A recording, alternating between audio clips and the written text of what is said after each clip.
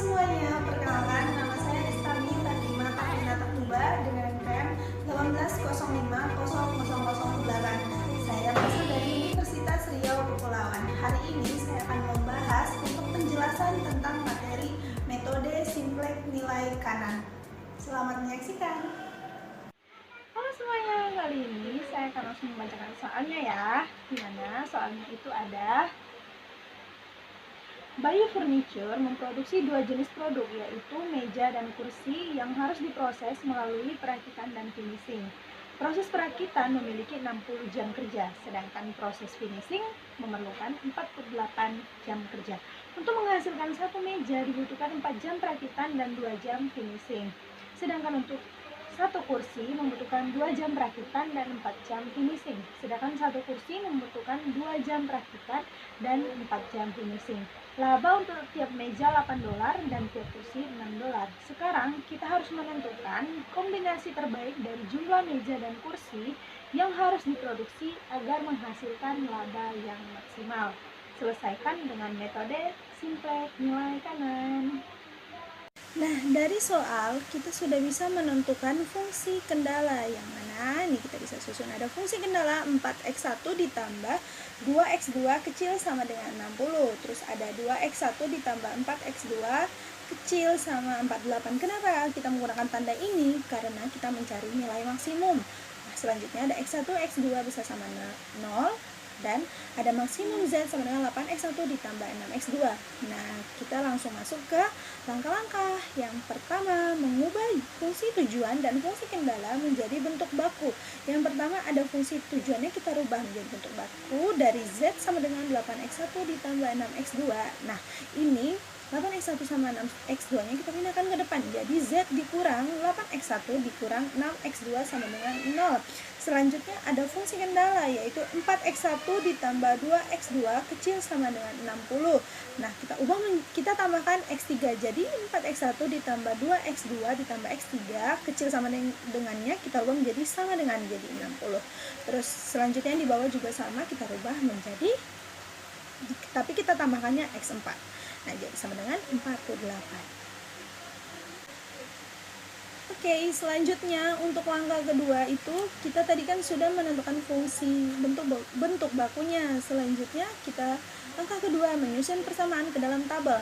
Nah, ini kita susun ke dalam tabel berdasarkan variabelnya. Ini ada variabel dasar Z, X1, X2, X3 dan X4. Ini ada nilai kanan, ini ada indeks. Nah, sini ada Z, ada X3 dan X4. Kita susun tadi yang pertama ini kan Z-nya 1, X1-nya min 8, X2-nya min 6, terus X3-nya nggak ada, X4-nya tidak ada, terus nilai kanannya 0. Oke, seterusnya seperti itu ya. Ini ada 0, ada 4, 2, 1, 0, dan 60. Terus selanjutnya yang terakhir ada 0, 2, 4, 0, 1, 48. Untuk langkah yang ketiga itu ada memilih kolom kunci. Nah, kuncinya itu cara kita memilih kolom kunci itu adalah nilai pada X yang bernilai negatif dengan angka paling besar. Nah, dari variabel dasar Z ini kita lihat yang mana yang paling besar nilai negatifnya. Nah, ini ada nilai min 8 kan. Nah, maka inilah yang disebut dengan kolom kunci. Nah, selanjutnya itu ada yang langkah keempat, memilih baris kunci. Nah, setelah kolom kita memilih baris kunci. Baris kunci itu apa? Baris yang mempunyai indeks terkecil. Dari mana kita dapatkan indeks? Dari nilai kanan dibagi nilai kolom kunci. Nah, tadi kan kita sudah mendapatkan kolom kuncinya itu kan ini kan.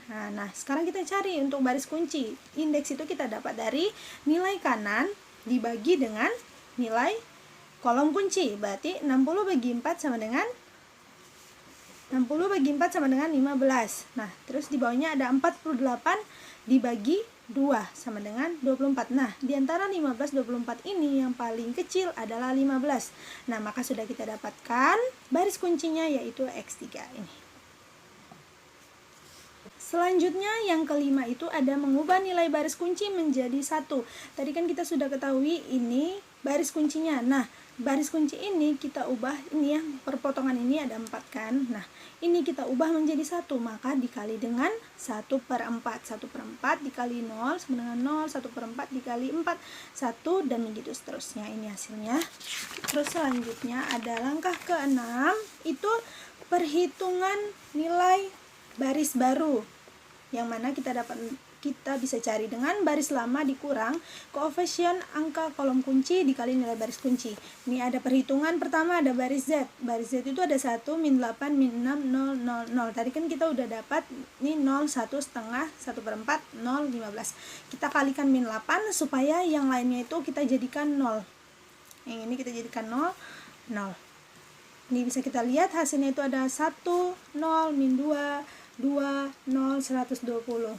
Selanjutnya ada baris X4, itu ada 0, 2, 4, 0, 1, 48. Kita kali 2 dulu dengan ini, 0, 1 setengah, 1/4, 0, 15. Nanti hasilnya itu dikurang, hasilnya kita dapatkan 0, 0, 3, min setengah, 1, 18. Nah, kita masukkan nilai di atas ke dalam tabel yang baru, yaitu ini sudah kita dapatkan, bisa kalian lihat di sini tabelnya. Ini sudah yang baru. Ini kenapa kita ganti X1? Karena tadi yang pertama kolom kuncinya itu berada di X1, maka X1 kita ganti ke sini. Nah, kita lanjut untuk langkah ke-7. Langkah ke-7 itu kita sama aja langkahnya kayak yang awal, melanjutkan langkah yang sama sampai Z tidak ada nilai negatif. Jadi kita harus melanjutkan langkah yang berulang-ulang sampai Z-nya itu tidak ada yang bernilai negatif. Nah, nih.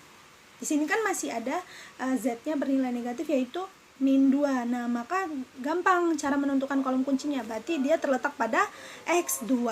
Nah, ini baris kuncinya sama seperti tadi, kita bagi nilai kanan dibagi dengan kolom kunci. Nah, kita dapatkan di antara 30 dan 6 ini yang paling kecil adalah 6. Oke, ini kita langsung saja menghitung. X4-nya ini kita rubah perpotongan ini menjadi 1, maka dikali 1/3 supaya hasilnya 1. Di sini sudah ada hasilnya, ada 0, 0, 1, min 1/6, 1/3, dan 6. Nah, selanjutnya kita lakukan untuk perhitungan baris baru. Nah, itu ada Z, 1, 0, min 2. Nah, ya.